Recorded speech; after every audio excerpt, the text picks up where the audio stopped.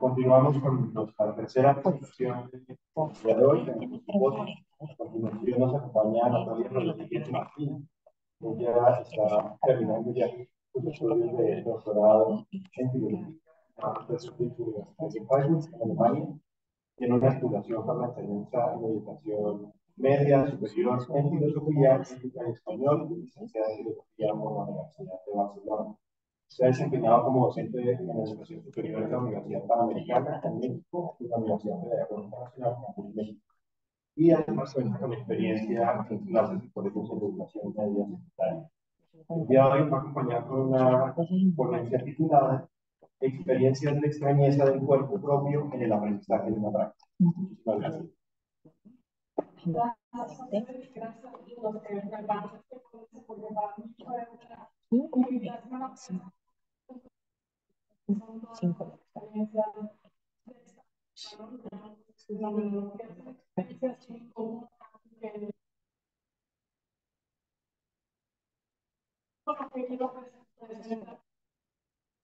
Por eso, por esta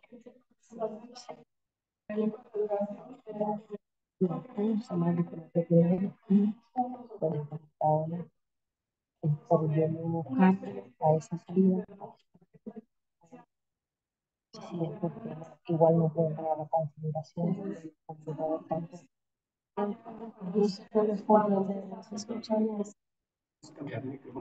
Algo pasó con el sonido que estaba funcionando bien y ahora ya no se entiende. Parece que ahora sí se volvió entendible, me dicen. Ahora sí, es que se una vez más ustedes.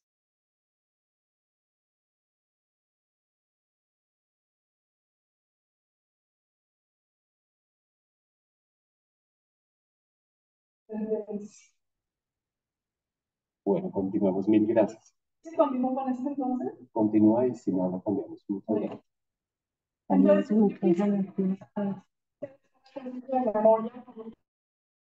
Estamos última vez que aprendimos a hacer algo por primera vez. Yo hace poco empecé a aprender varias cosas y me pasó muchas veces, aunque no sé exactamente qué es lo que tiene que hacer y en qué momento tiene que hacer.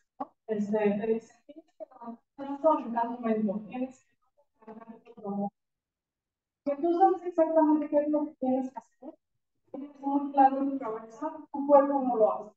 Tu cuerpo no mueve el brazo cuando tú quieres moverlo. O... Perdón, vamos a usar el otro micrófono. Sí, perdón. Gracias. Está ahí. No, pero... Bueno, vamos a ver. Un momento.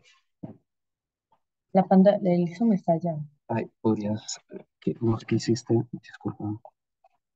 Gracias. No, yo lo que te he explicado, gracias. No me lo cambies porque si no...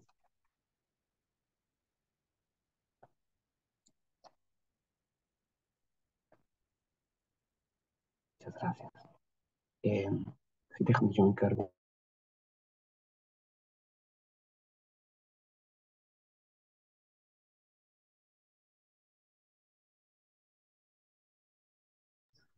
Listo, sigamos entonces con el micrófono. ¿Con cuál? Con los... Sí. A ver, ¿se escucha? Sí, yo, no es lo mejor, pero creo que puede Ahora se funcionar escucha mejor. quizás en Zoom. Ahí. Ahora Ahora sí. sí. Listo. Muchas gracias. Entonces retomo un poquito lo que he dicho por si no se escuchó en la versión online, en la virtualidad. Yo quiero que pensemos qué sucede con nosotros cuando aprendemos a hacer algo por primera vez. Entonces les pido iniciar con un ejercicio de memoria, que es intenten recordar qué pasó la última vez que intentaron aprender a hacer algo por primera vez. Yo he pensado mucho en esto últimamente porque o empecé a tomar clases de baile y pasa mucho cuando aprendes a hacer algo que aunque tu cabeza sabe exactamente qué es lo que tiene que hacer y cuándo, por ejemplo, sabes que primero tienes que mover el brazo derecho, pero a la vez mover la pierna izquierda. Tú lo sabes, pero tu cuerpo no lo hace. Tu cuerpo falla en la ejecución. Y no solo pasa en el baile, también pasa en el bordado, o también pasa si uno es aficionado a la carpintería y ve cómo lijar la madera, pero pues no le queda igual que los videos de YouTube, ¿no?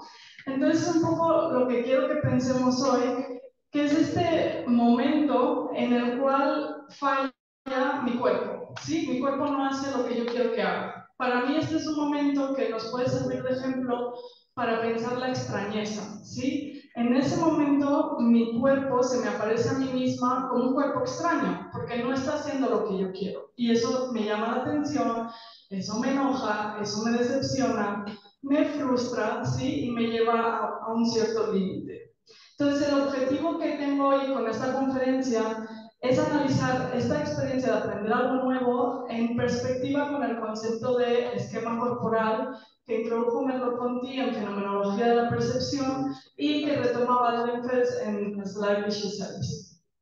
La hipótesis de la que parto es que estas experiencias de extrañamiento del cuerpo son parte de un proceso que conduce a otra experiencia de extrañamiento del cuerpo, pero esta vez positiva. Es decir, yo me frustré porque estaba intentando aprender el baile y no me salía, y me equivocaba y lo volví a hacer. Pero llega un momento en el que soy tan buena bailando que mi cuerpo hace todo el baile sin que yo esté pensando en cuál es el siguiente movimiento que viene. Es decir, yo fluyo un poco en ese ejercicio del baile, ¿no? O lo mismo puede pasar en el, como les decía, en el bordado, o cualquier ejemplo de algo que pueden aprender y practicar, el que toca el piano, por ejemplo. Entonces, mi hipótesis es que hay una experiencia de extrañeza negativa cuando estoy aprendiendo porque mi cuerpo no hace lo que yo espero, y hay una experiencia de extrañeza positiva cuando ya lo hago tan bien que ni siquiera tengo que estar pensando en qué estoy haciendo. Parece que mi cuerpo lo hace solo. Mi conciencia se puede ir a otra parte. Puedo estar pensando en la lista de la compra mientras estoy bordando, ya no tengo que concentrarme en eso. Entonces, para partir de esta como diferencia entre una experiencia positiva y una experiencia negativa, lo primero que tengo que hacer es una advertencia.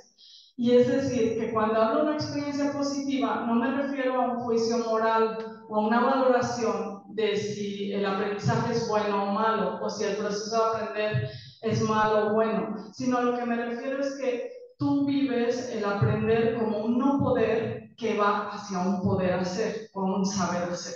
O sea, parto de una experiencia negativa que es yo no sé bailar a una experiencia positiva que es ahora ya sí sé bailar, sí me sale el baile, ¿no? Entonces, para que no veamos en esta caracterización de positiva, negativa, un juicio moral que no está, ¿no?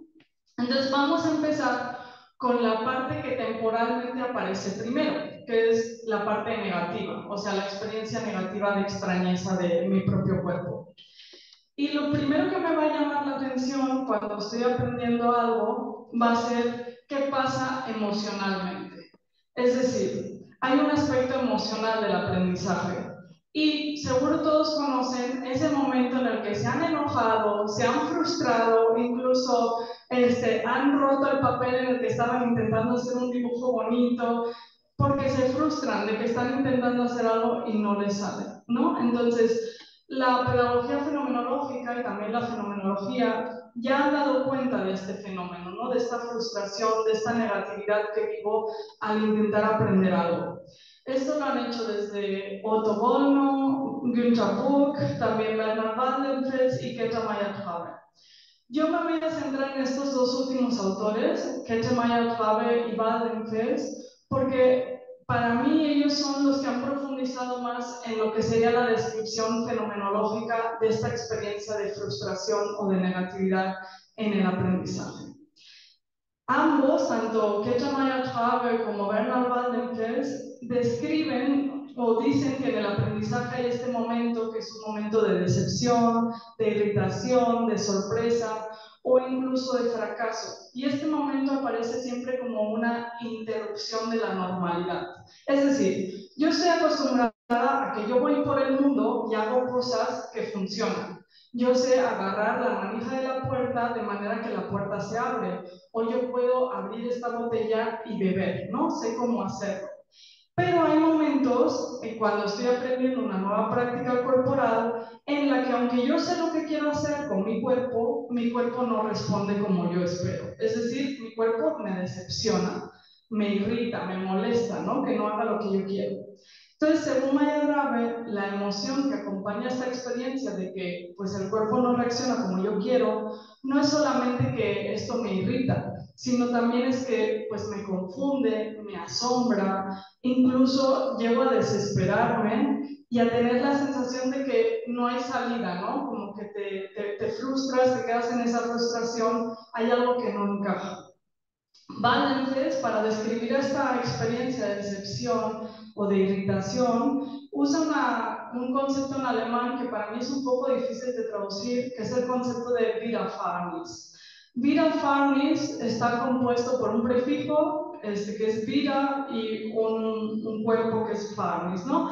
El Fahrnis se refiere a la experiencia, ¿no? Como Erfahrung, es esa misma raíz, pero el vida implica una negación, una negatividad. Entonces podríamos decir como que el Widerfahrnis es una experiencia negativa, a mí no se me ocurre cómo traducirlo mejor, y en tanto que es una experiencia negativa para Waldenfels, es un acontecimiento que remite al pathos, es decir, es un intento de traducir la palabra pathos al alemán para referir al hecho de que nosotros somos afectados por las cosas que nos suceden, ¿no? Entonces, el Widerfahrnis aparece, según Waldenfels, como una experiencia que se opone a mi deseo o a mi voluntad. Es decir, es algo que me sorprende, que me afecta y que muestra un límite a mi poder hacer o a mi saber hacer. No encaja con mis expectativas. Si lo aplicamos al aprendizaje de una práctica corporal o a un aprender a hacer algo, el Widerfahrnis a lo que va a referir es a ese momento en el que mi cuerpo, como decía, no responde como yo espero. Es decir, en el que el cuerpo no hace lo que yo le estoy diciendo que haga.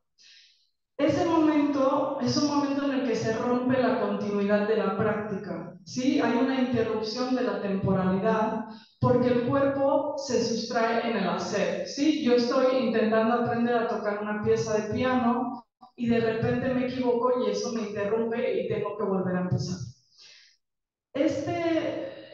Esta experiencia yo creo que se puede analizar muy bien desde Heidegger, ¿no? Y este análisis que él hace en Ser y Tiempo de la indisponibilidad, la Unzugehörigkeit o la Zugehörigkeit, y también en Waldenfels. Por un lado, Waldenfels nos da una pista, que es decirnos que cuando yo aprendo una práctica corporal, lo que busco es desarrollar una cierta técnica motora. Es decir, no quiero moverme de un lugar al otro, no se trata de que estoy aprendiendo a desplazarme, sino que lo que estoy haciendo es usar mi cuerpo como una herramienta. Y aquí Waldenfels remite a Aristóteles, que nos advertía de que la mano es el órgano de los órganos, es decir, el instrumento de los instrumentos o la herramienta de las herramientas. Por lo tanto, aquí ya vemos una cierta igualación entre el cuerpo que se puede ver como una herramienta, ¿no? Si el cuerpo se puede ver como una herramienta es porque el cuerpo falla, porque el cuerpo a veces no logra hacer lo que yo me propongo hacer, ¿no? Entonces, es en ese momento en el que la herramienta falla cuando vuelvo mi mirada hacia esa herramienta, ¿no? Y ahora seguro todos están recordando el parágrafo 16 de ese tiempo, ¿no? Donde se dice que, bueno, cuando no puedo disponer del útil, cuando el útil no hace lo que yo creo que debe hacer o para lo que lo uso normalmente, entonces el útil me llama la atención y es cuando me paro a mirarlo y a decir, oye, ¿por qué esto ya no funciona como yo esperaría que funcione, ¿no? Es decir, es el momento en el que descubro la indisponibilidad del útil, la Unzugehörigkeit. Entonces, haciendo un símil con esto, una analogía, podríamos decir que el cuerpo también aparece como indisponible algunas veces. Es decir, cuando yo no estoy siendo exitosa en la práctica del aprender, cuando a mí no me está saliendo eso que estoy aprendiendo, ahí mi cuerpo se me está mostrando como indisponible. Esto también nos lleva a recordar la materialidad del cuerpo. Y en este sentido hay una cita de Waldenfels muy bonita que dice, cito, tener la impresión de que las piernas no nos siguen nos recuerda la técnica primigenia de nuestro cuerpo, que nunca puede ser reemplazada por una fuerza motriz externa. Y uno querría añadir, y no obstante se mueve. ¿sí? A pesar de todas las cosas que no funcionan, igual el cuerpo sigue funcionando, ¿no? Waldenfels va más allá de esta idea de la indisponibilidad heideggeriana, de ser tiempo, y él más bien analiza otro concepto que es el de la disfuncionalidad. La disfuncionalidad es cuando el cuerpo me sale al encuentro como un fenómeno y me recuerda que es un cuerpo material.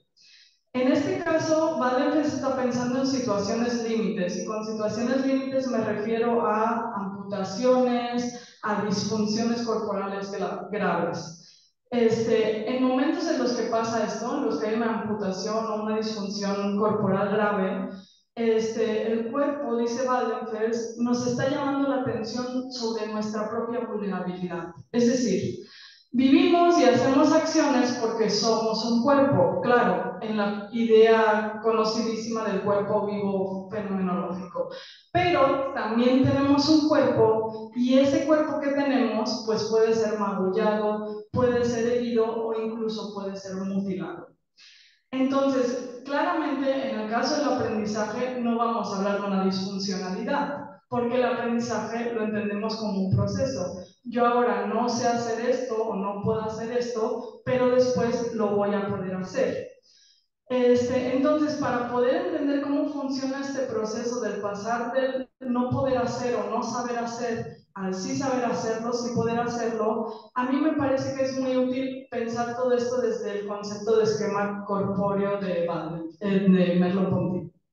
Entonces, este concepto de esquema corpóreo, que aparece, pues todos lo saben, en Fenomenología de la Percepción, la primera vez que aparece en ese libro es para definir su función. Y ahí Waldenfels nos dice que, Merleau-Ponty nos dice que es gracias al esquema corpóreo como yo puedo conocer la posición de cada uno de mis miembros. Es decir, el esquema corpóreo lo que hace es orientarme, ¿sí? Es un sistema de referencia que lo que hace es ubicar mi cuerpo en el espacio. Por lo tanto, dice Merleau-Ponty, el esquema corpóreo no solo es una experiencia de mi cuerpo, sino que es una experiencia de mi cuerpo en el mundo, ¿sí? Siempre está en relación con el mundo. Por lo tanto, podríamos decir que el esquema corpóreo es lo que me permite habitar el espacio, ¿no? Y que no me esté chocando contra la mesa o cayendo por las escaleras, pero también podríamos decir en términos heideggerianos, ¿no? De ser y tiempo, que el esquema corpóreo es también lo que orienta mi ser en el mundo, ¿sí? Es un esquema de orientación. Maren Berle, para explicar esto, hace una distinción muy clara entre qué es el esquema corpóreo y qué es la imagen corporal. Ella dice que la imagen corporal es simplemente la imagen que tenemos de nuestro cuerpo, como cuando nos vemos en un espejo o en una fotografía. En cambio, el esquema corporal es un ser cuerpo operativo, es decir, es un saber sobre mi posición, es un saber sobre el lugar que ocupamos, es un saber sobre mi postura y es un saber también sobre nuestras posibilidades prácticas en el mundo. Es decir, es un saber que está ligado a la experiencia y a lo que yo puedo hacer o no hacer en el mundo. Por lo tanto, el esquema corpóreo no solo es sistémico, es decir, me orienta en un espacio que está ocupado por otras personas y por otros objetos, sino que también me da una referencia de dónde estoy yo respecto a esas cosas y qué puedo hacer con ellas. Esto Bernard Waldenfels lo describe muy claramente cuando dice que el esquema operativo es algo que se da a partir de nuestras tareas en el mundo. Es decir, el esquema corpóreo lo que hace es decirme qué hay por ver, qué hay por hacer, qué hay por escuchar. ¿Sí? Es un esquema que está abierto a aquello que yo puedo hacer. Con esto, Waldenfels se refiere a que no es un sistema estático, sino que es un esquema motor, ¿no? Que posibilita mi orientación en el espacio y por lo tanto mi movimiento. Si partimos de esta noción de esquema corpóreo como una orientación o una guía de nuestro ser en el mundo, debemos asumir que como es un sistema dinámico, está asociado al aprendizaje porque está en continuo cambio. Waldenfels formula esto de una forma que yo creo que es bastante radical cuando dice que el ser en el mundo quiere ser aprendido.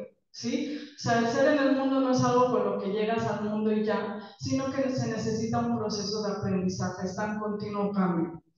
Por lo tanto, esta relación que se da entre el cuerpo y el espacio es una relación que continuamente está variando, en la que continuamente me veo afectada por el espacio y respondo a él, ¿no? En propios términos de Valdez. Valdez pone un ejemplo muy bonito de esto y es que dice que para poder caminar necesitamos orientarnos en el espacio y esa orientación se da a partir de una relación práctica en la que hay unos términos de arriba y abajo, en el cual el arriba lo asocio a la cabeza y el abajo lo asocio a los pies. Entonces, ¿cómo se da esa relación práctica de arriba y abajo? Pues esa relación surge porque yo estoy en una interacción continua con el entorno en el que el cuerpo toma un papel activo y va probando cosas hasta que se da cuenta de que la posibilidad, pues podríamos decir en términos medianos, más propia o más fácil, más natural, es que la cabeza esté arriba y los pies estén abajo, así es como yo funciono mejor, ¿no? Entonces, es como una idea de que estas asociaciones no se dan de la nada, sino que se dan a partir de un continuo contacto con el entorno, ¿no?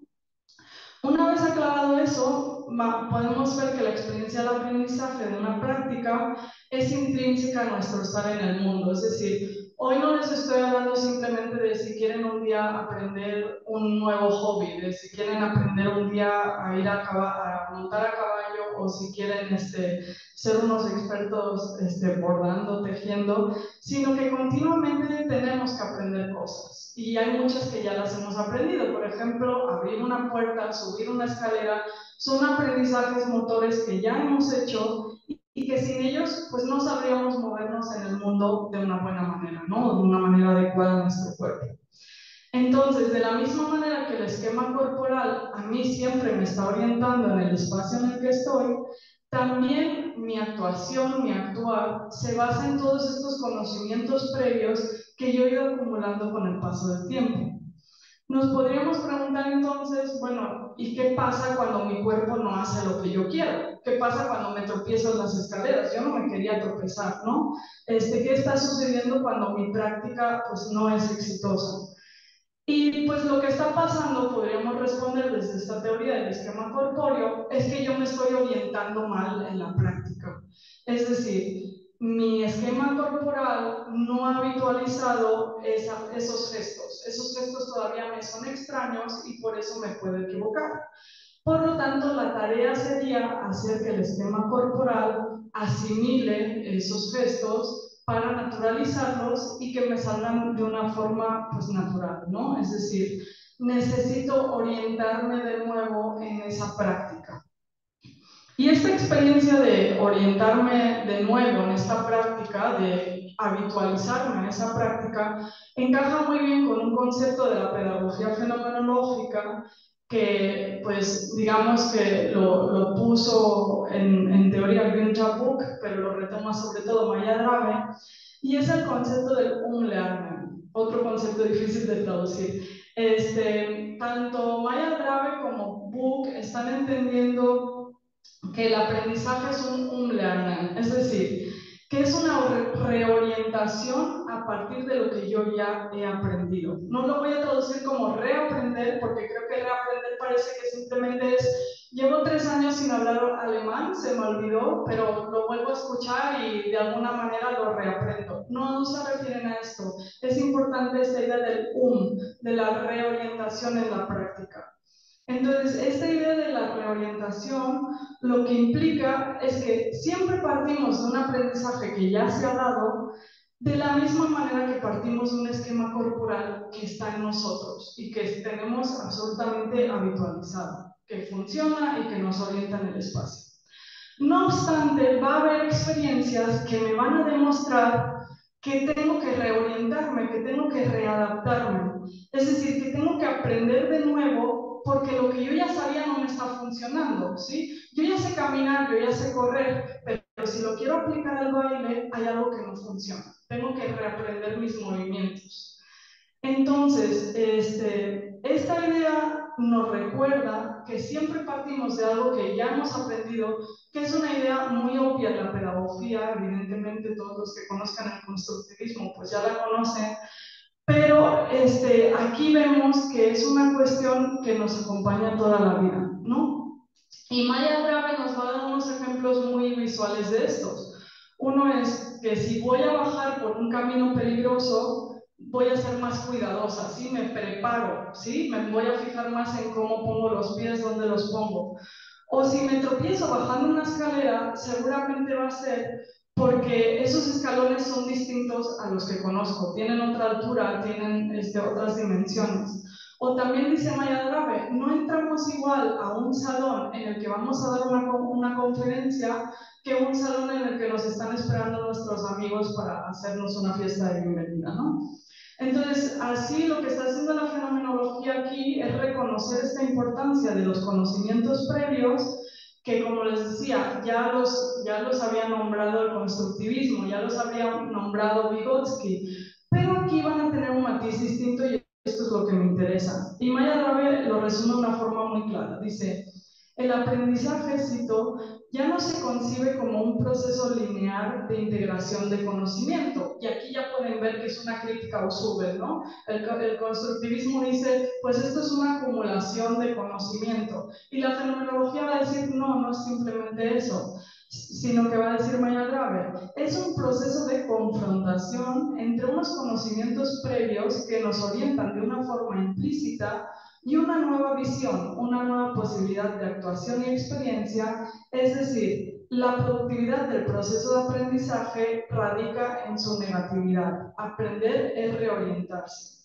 Entonces aquí vemos cómo se está valorando de una forma positiva algo que normalmente valoraríamos negativamente, ¿no? Que es esta incapacidad de orientarme en el mundo y por eso me tengo que orientar de nuevo, me tengo que adaptar de nuevo.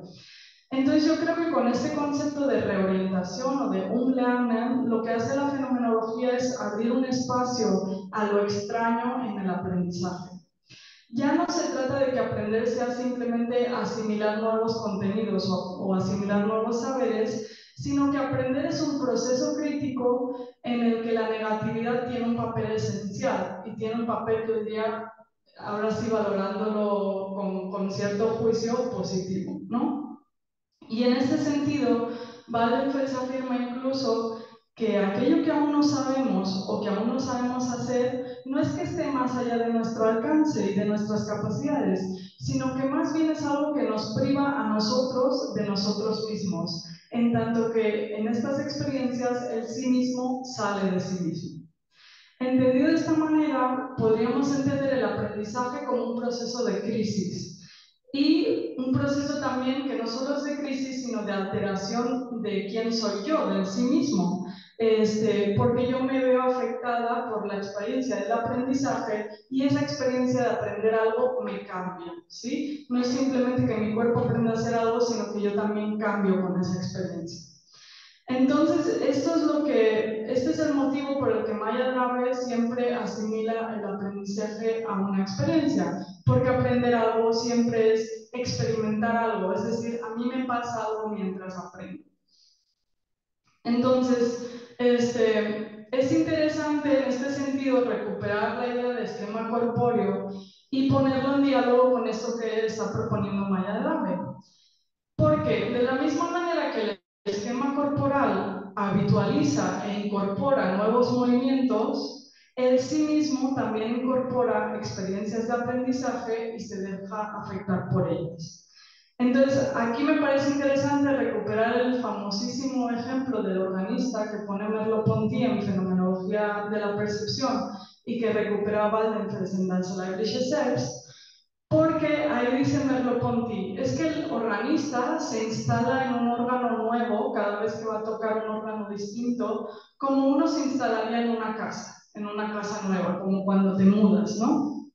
Entonces, en este sentido, pues Waldenfels se pregunta, ¿y dónde está entonces, dónde se encuentra el conocimiento que hace posible adaptarme a la nueva situación? ¿Dónde está el conocimiento que hace que yo me adapte al nuevo órgano como me adapto a una nueva casa? Y la respuesta de que Waldenfels da, cito, es, este conocimiento está en las manos o en los pies, está incorporado al cuerpo. El cuerpo está en posesión de eso que yo sé sin que tenga que tener una representación mental de ello y también en parte sin que ni siquiera pueda imaginármelo. En un sentido muy paralelo a esto, voy a retomar otra pequeña cita de Günther Buch, que les recuerdo era el que introducía este concepto de unlearning, de reorientación en el aprendizaje, y dice, cito, quien reaprende se confronta consigo mismo, entra en razón. No solo cambian ideas concretas, sino que quien está aprendiendo cambia. A través de esta negatividad fundamental, el acontecimiento del aprendizaje es la historia misma de quien aprende. A partir de estas dos citas, entonces, podemos ver cómo la fenomenología está entendiendo el aprendizaje como una experiencia que me afecta, que nos afecta, y que a la vez pasa a ser incorporada a mí mismo, ¿no? Entonces, una vez visto cómo es este proceso, esta parte de la experiencia negativa del aprendizaje, ¿no? De la frustración, de que no me sale, de que estoy batallando con esa práctica, vamos a pasar al otro lado. Vamos a pasar a qué sucede cuando yo ya sé hacer muy bien una cosa. Cuando yo ya soy una gran pianista, una gran bailarina, una gran bordadora. ¿Qué sucede conmigo ahí? Entonces, vamos a pensarlo otra vez desde el ejemplo del organista de Merleau-Ponty.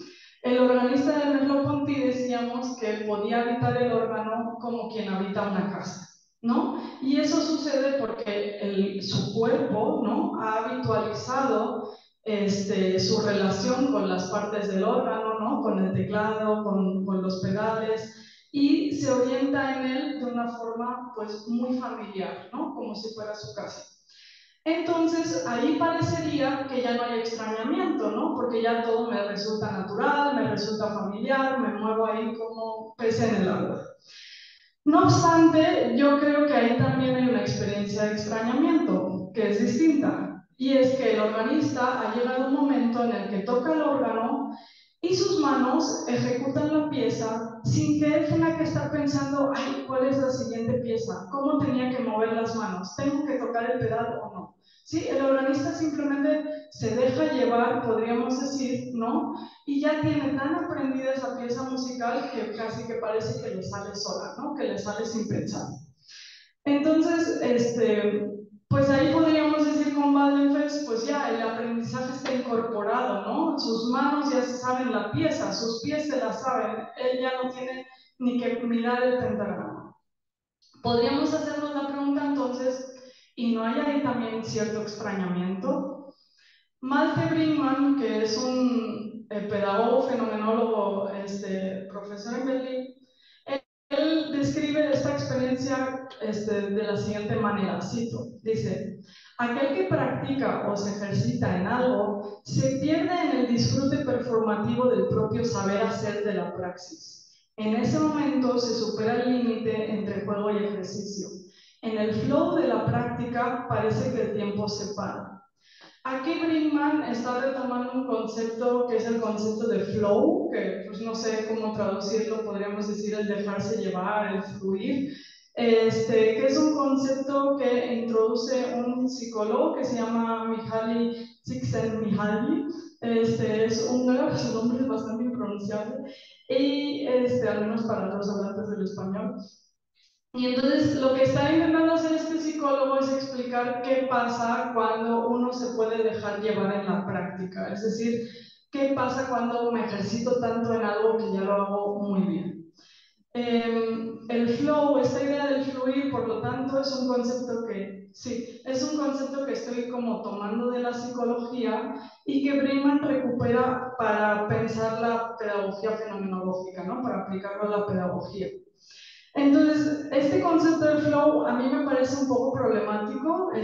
Voy a resumir por cuestiones del tiempo. ¿Por qué me parece problemático? Porque lo definen como una capacidad de perderse en la práctica, pero precisamente porque yo me puedo autoobservar en esa práctica y corregir. Es decir, el pianista sabe cuando se equivoca y puede disfrutar de hacer muy bien su ejecución musical porque se pierde en esa práctica y sabe que lo está haciendo con excelencia. A mí me parece problemática esta idea para empezar, porque si pensamos desde el yoga o la meditación, que son otras prácticas en las que hay un extrañamiento del propio cuerpo, o donde intentamos como precisamente no fijarnos en si lo estamos haciendo bien o no, sino dejarnos fluir, ahí la idea es precisamente no fijarte, ¿no? No estarte dando tú una retroalimentación y mejorando tu práctica, sino simplemente fluir en el yoga hasta que puedes como meditar en movimiento, ¿no?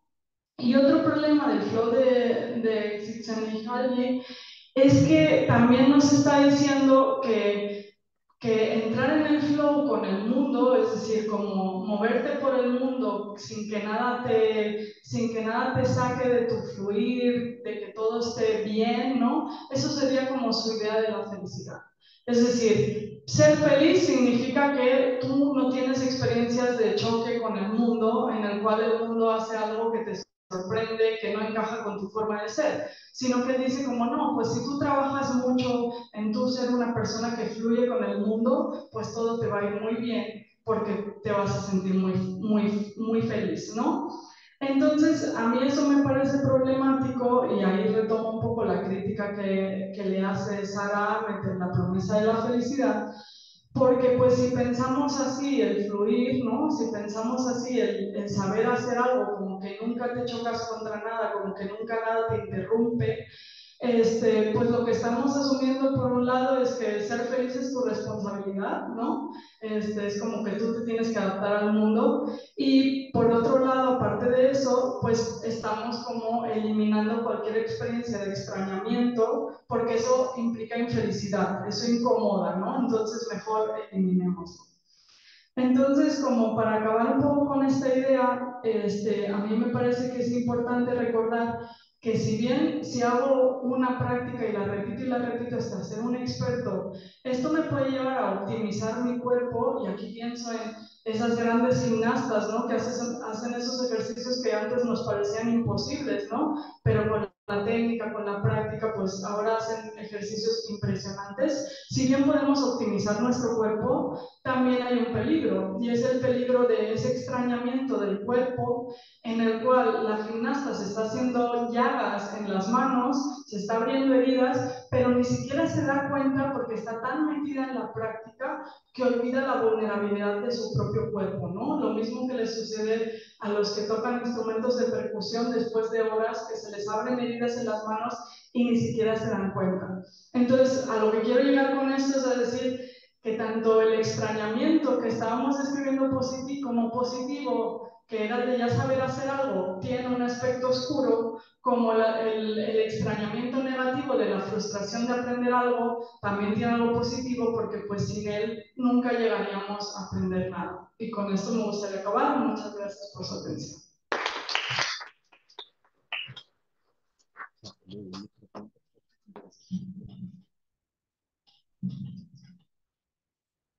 Vamos a dar un espacio para preguntas. No sé si alguien se reporta por allí. Si no, yo quiero hacer una pregunta, no sé si aquí hay alguien.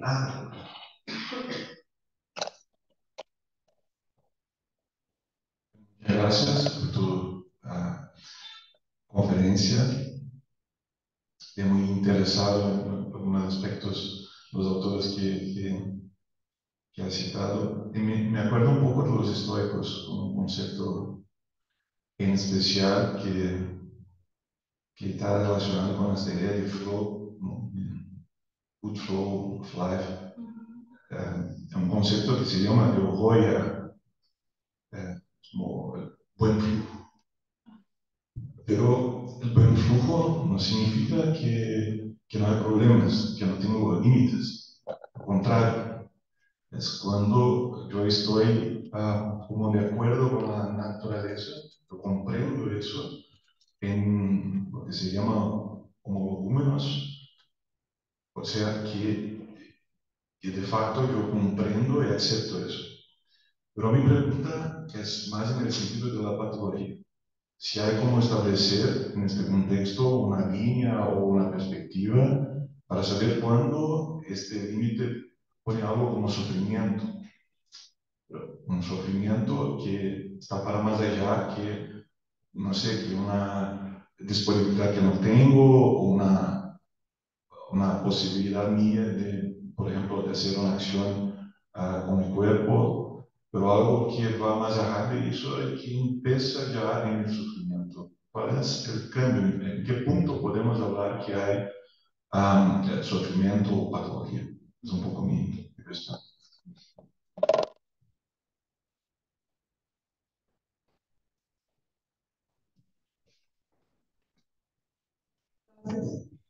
Gracias por la pregunta. Por un lado, decir que no es que yo esté criticando cualquier concepto de fluir, o sea, mi idea es criticar solo la que está proponiendo Csikszentmihalyi, porque me parece que cae en una simplificación, ¿no? O sea, simplificar, o sea, es que este autor, este psicólogo, lo que hizo fue crear toda una teoría de la felicidad a partir de este concepto de flow. Eso es lo que me parece problemático. Si pensáramos el flow o esta idea del fluir desde este concepto griego que tú estabas proponiendo y desde una idea de que pues es un irse encontrando con el mundo y en ese encontrarse con el mundo buscar nuevas soluciones, para mí eso es lo que está proponiendo esta conferencia, esta idea del umlernen, del reorientarse. Evidentemente este reorientarse es necesario, es parte de la vida y me parece muy positivo. Sobre el tema de las patologías, yo soy un poco crítica del concepto patología, porque creo que vivimos en una sociedad en la que se está patologizando todo. Entonces, en ese sentido, y siguiendo un poco la conferencia de Agatha Bach, a mí me parece muy difícil desde fuera decidir qué es sufrimiento para ti. Y me parece que ese es un poco el juego que debe jugar la psiquiatría, la psicología, la medicina, pero a mí me parece difícil entrar a ese juego. ¿Por qué? Porque yo más bien diría que lo que deberíamos de aprender en este reorientarnos es a escucharte a ti mismo, a escuchar a tu propio cuerpo y saber cuándo tú estás sufriendo una situación. Porque a lo mejor una situación que para mí es muy sufrida, para ti no la es, y al revés, ¿no? Entonces, para mí, yo seguiría más bien esta idea del pathos, ¿no? De Waldenfels, y desde tener una sensibilidad por el ser afectado y por el dejarse afectar, que cada uno también sepa qué es aquello con lo que puede lidiar y qué es aquello con lo que no puede lidiar, ¿no? Qué es aquello que le está haciendo sufrir. Digo, más allá de que sabemos cuando a alguien le va mal o cuando a alguien le va bien, ¿no? Se notan diferentes cosas, pero también yo creo que deberíamos apuntar más bien hacia que cada uno pues se responsabilice de ser consciente de su propio patos, ¿no? De su propio sufrir. Más bien eso. Tenemos tiempo para otra pregunta. ¿Alguien más? ¿O puedo yo? Sí, adelante. Muchas gracias, Natalia.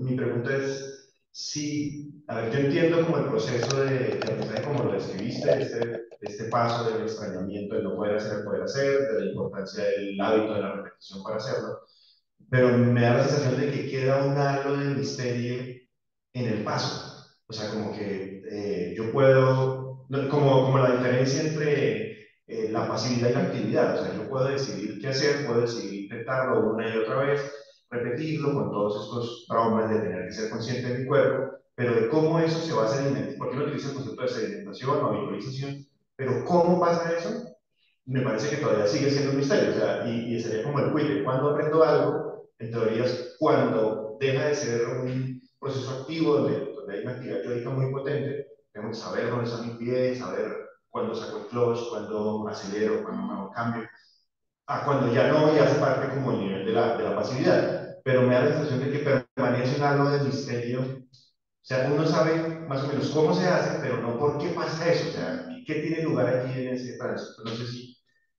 Sí, yo entiendo que es el problema de tratar con procesos. Es como si preguntamos, sí, pero ¿cuándo exactamente empezó la época contemporánea? ¿No? O sea, me parece que es un tipo de pregunta similar en el sentido de que hay un correr, ¿no? De la praxis, hay un transcurrir de la praxis, de lo que está sucediendo, y luego hay un momento que yo no puedo identificar, que es cuando que ya sé hacer algo. Y realmente ni tú mismo lo identificas porque es procesual, o sea, seguramente son pequeñas cosas que van sucediendo hasta que todas se alinean, ¿no? Entonces, yo siento como la respuesta de la pedagogía fenomenológica a eso es, pues desde Maya Grave, el Kairos, ¿no? Hay ese momento caótico en el que ya sabes lo que sabes. Para mí es una respuesta que no me satisface y que creo que a ti tampoco.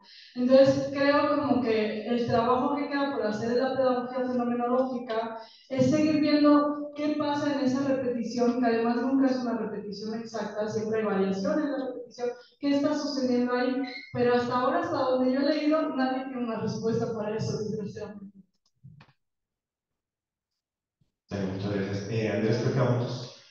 Vamos bien de tiempo, tenemos solamente 10 minutos de pausa, no más, pero a las 10:50 retomamos con la Listo, siguiente entonces, presentación. seguimos con una pausa y nos damos 10 minutos.